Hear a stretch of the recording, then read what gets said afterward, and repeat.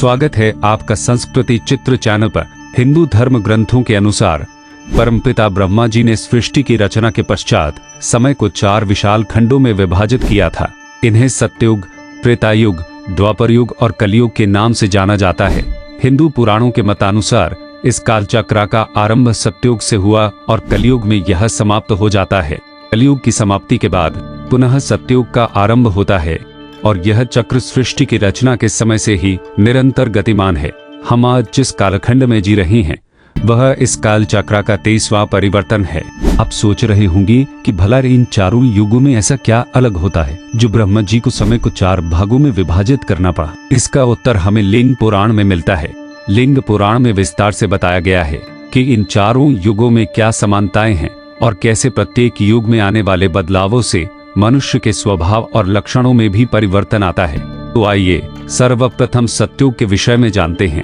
पुराणों के अनुसार सृष्टि रचना के बाद ब्रह्मा जी ने जब कालखंड को 4 युगों में बांटा तो पहले खंड का नाम सत्ययुग रखा गया। इसके बाद क्रमशः त्रेता, द्वापर और अंत में कलयुग नाम के कालखंड आए। सत्ययुग में सभी मनुष्यों का एक ही धर्म होता था और वह था स्वार्थ का त्याग। सत्ययुग के मनुष्य कभी स्वार्थी नहीं होते थे, सभी एक दूसरे की निस्वार्थ भाव से सहायता करते थे। इस युग में किसी भी मनुष्य को कोई रोग या बीमारी नहीं होती थी। इसका कारण यह था कि सत्ययुग में मनुष्य अपनी सभी इंद्रियों पर पूर्ण संयम रखता था, कोई किसी के गुणों में दोष नहीं देखता था।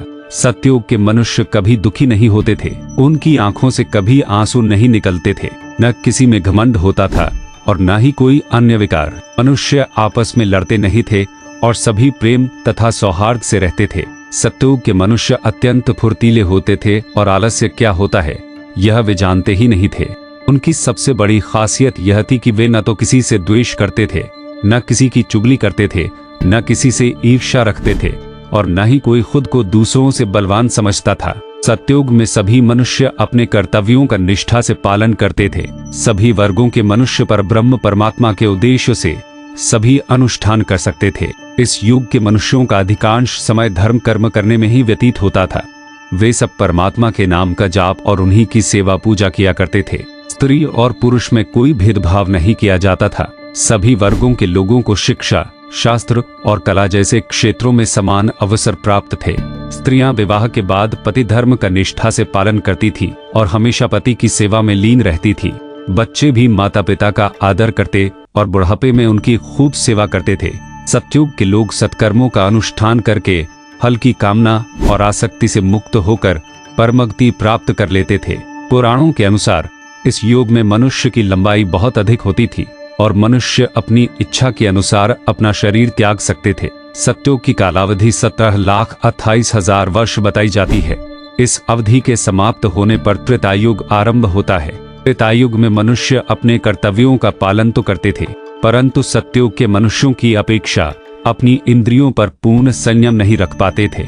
इस युग में मनुष्य के भीतर धीरे धीरे स्वार्थ पनपने लगता था। वे दूसरों की चुगली करने लगते थे और ईर्ष्या की भावना भी जागृत होने लगती थी। यद्यपि ऐसे लोगों की संख्या कम थी। इस युग में समाज वर्णाश्रम यानी ब्राह्मण, क्षत्रिय, वैश्य और शूद्र में विभाजित होना आरंभ हो गया था। धर्म का थोड़ा लोप होने पर भी स्त्रियां अपने धर्म का पालन करती थी। पुरुष अपनी पत्नी को धोखा नहीं देता था और संतान भी माता पिता की सेवा करती थी। इस युग में मनुष्य की औसत आयु 10,000 वर्ष और कालावधि 12,96,000 वर्ष होती थी। इस अवधि के समाप्त होने पर कालखंड के तीसरे युग द्वापर युग का आरंभ होता है। लिंग पुराण के अनुसार द्वापर युग में मनुष्य अपने कर्तव्यों से और दूर होने लगता था। स्वार्थी प्रवृत्ति बढ़ने लगती थी। भौतिक सुखों की पूर्ति के लिए मनुष्य अनेक धार्मिक कार्य करने लगता था और धर्म का त्याग कर देता था। जैसे जैसे द्वापर युग की कालावधि आगे बढ़ती है, मनुष्य काम, क्रोध, लोभ और ईर्ष्या जैसे दुर्गुणों से घिरने लगता है। लोगों की पहचान धर्म से नहीं बल्कि जन्म से होने लगती थी, अर्थात ब्राह्मण का बेटा ब्राह्मण, क्षत्रिय का बेटा क्षत्रिय, वैश्य की संतान वैश्य और शूद्र की संतान शूद्र ही कहलाती थी। शूद्रों को वेद पढ़ने या शस्त्र चलाने की स्वतंत्रता नहीं थी। समाज जातियों में बंट गया था। लोगों को दूसरों के साथ साथ अपनों से भी ईर्ष्या होने लगती थी। मनुष्य स्त्रियों को अपनी संपत्ति समझने लगा था। इंद्रियों पर संयम न रखने के कारण समाज में अनेक अधर्म होने लगे। स्त्रियों का अनादर हुआ और संतान माता पिता की आज्ञा का पालन नहीं करती थी। महाभारत जैसे महायुद्ध भी इसी युग में हुए, जिनका मूल कारण सत्ता का लोभ, ईर्ष्या और स्त्री का अपमान ही था। इस युग में मनुष्य की आयु 1000 वर्ष और कालावधि 8,64,000 वर्ष बताई गई है।